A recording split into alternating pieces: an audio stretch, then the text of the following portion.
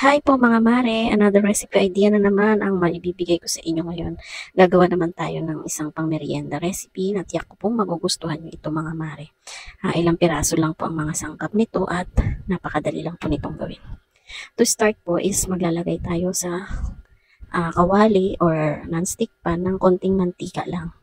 Bali, konting mantika lang po yung nilagay ko dito tapos brinash ko lang po siya para kumalat. Pagkatapos po nito is maglalagay tayo ng hotdog. Bali, yung ginamit ko ditong hotdog is chicken hotdog yata to with cheese. Picnic brand po yung ginamit ko dito kasi po mga mare, pang merienda po namin ito. Pero kung gagawin nyo naman itong pang negosyo is pwede kayong bumili ng hotdog na medyo mura-mura po para kahit pa paano naman is tutubo kayo. Pero kahit mura po siya, make sure lang po na masarap din po yung hotdog na bibilihin nyo. Ganyan lang, piprituhin lang natin siya, both sides, para maluto po yung bawat side. Yan po mga mare yung ginamit ko, picnic cheese dog po. Yan, masarap po yan mga mare, sana try nyo itong gawin.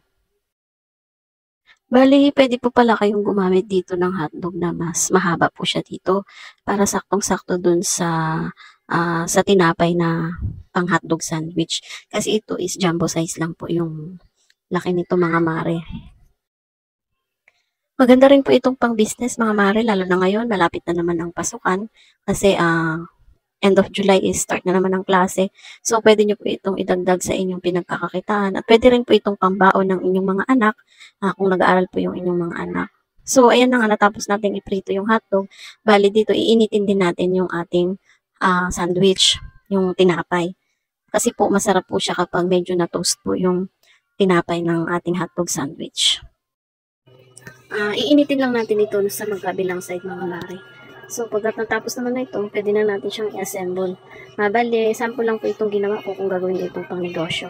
Yung lettuce po is pangpaganda lang po yan ng ating mga paninda para attractive po siya sa ating mga customer kapag ininegosyo po natin ito. Ayan nga, tignan nyo po. Yung hotdog kasi sa nabili ko is jumbo lang. Kaya mas maganda po kung medyo mahaba siya para saktong-sakto dito sa ating hotdog sandwich. Ngayon naman, nilagyan ko lang siya ng mayonnaise. Kung gagawin nyo itong pang negosyo is pwede po kayong gumamit ng mas affordable po na pang dressing po sa ibabaw. Para po mas maganda at mas mabibenta nyo po siya ng hindi gaanong kataasan mga mare. So once na nalagyan na po natin siya ng dressing sa ibabaw, gagaran na po natin siya ng keso.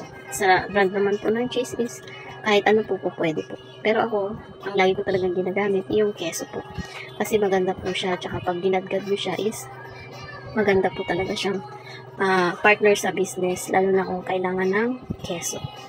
So, hindi naman po yun sponsored, pero inaano ko lang po talaga is mas sa akin talaga yung brand ng keso. Ganyan lang. Sa paglalagay naman po ng cheese, nasa inyo kung gaano karami. Pero kung overload cheese po ang gusto nyo, dagdagan nyo. Kasi mas yummy po talaga kapag marami siyang keso. Tapos po, pwede rin natin siyang lagyan sa ibabaw ng ketchup. Kasi isa rin po ito sa nagpapa-attract sa ating mga customer kapag meron siyang ketchup. Pero optional lang po yun. Kung ayaw ni customer ng ketchup, pwedeng hindi nyo na po yun lagyan. So, di ba, bilis lang ng ating recipe for today mga mare. Sana subukan nyo ito and I'm sure po na magugustuhan nyo ito. So, paano mga mare? Hanggang dito na lang muna ang ating video.